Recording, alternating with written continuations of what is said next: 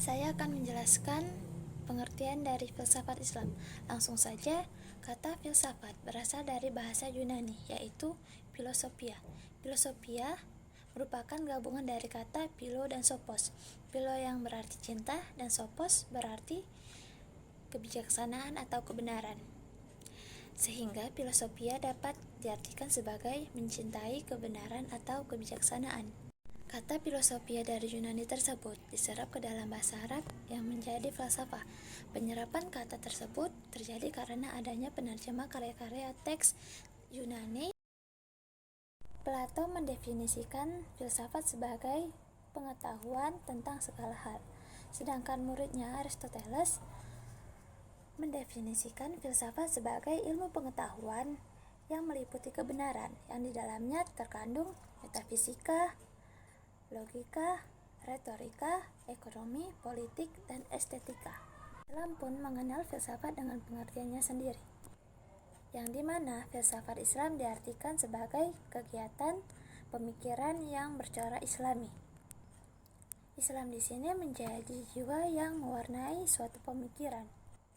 Filsafat dikatakan Islami bukan karena yang melakukan aktivitas kefilsafatan itu orang yang beragama Islam atau orang yang berkebangsaan Arab, akan tetapi objeknya mengenai pokok keislaman. Hakikat dari filsafat Islam adalah akal dan wahyu. Akal merupakan hal yang memungkinkan filsafat tersebut menjadi aktivitas kefilsafatan, sedangkan wahyu merupakan ciri khas keislamannya. Filsafat Islam tidak bisa meninggalkan wahyu karena wahyu bersifat spiritual. Akal dan wahyu di sini memiliki hubungan yang bersifat dialektis. Tokoh filsafat Islam yaitu ada Al-Kindi. Al-Kindi adalah seorang filsuf muslim dari Arab yang pertama merintis penetrasi filsafat ke dunia Islam. Sedangkan pada saat itu, filsafat Islam diramaikan oleh mayoritas filsuf yang berasal dari Persia, Turki, dan lain sebagainya. Keseluruhan karya tulis Al-Kindi berjumlah 270 buah, namun sebagiannya dinyatakan raib. Yang kedua yaitu Al-Farabi. Al-Farabi ini yang memperkokoh dan memantapkan dasar-dasar yang telah diletakkan oleh Al-Kindi. Beliau dapat memecahkan masalah dengan jalan yang menyesuaikan yang satu dengan yang lainnya. Baik, di sini saya akan melanjutkan sejarah timbulnya filsafat Islam. Secara historis, perkembangan filsafat dalam Islam dapat dikatakan dimulai oleh pengaruh kebudayaan Helenis yang terjadi akibat bertemunya kebudayaan Timur atau Persia dan kebudayaan Barat atau Yunani. Pengaruh ini dimulai ketika Iskandar Agung atau Alexander the Great yang merupakan salah satu murid dari Aristoteles berhasil menduduki wilayah Persia pada tahun 331 Masehi. Diakulturasi kebudayaan ini mengakibatkan munculnya benih-benih kajian filsafat dalam masyarakat muslim di kemudian hari. Penerjemahan literatur keilmuan dari Yunani dan kebudayaan lainnya ke dalam bahasa Arab secara besar-besaran di era Bani Abbasiyah tahun 750 sampai 1250-an Masehi dapat dikatakan memberikan pengaruh terbesar terhadap kemunculan dan perkembangan kajian filsafat Islam klasik. Peristiwa tersebut kemudian menjadikan periode ini sebagai zaman keemasan dalam peradaban Islam.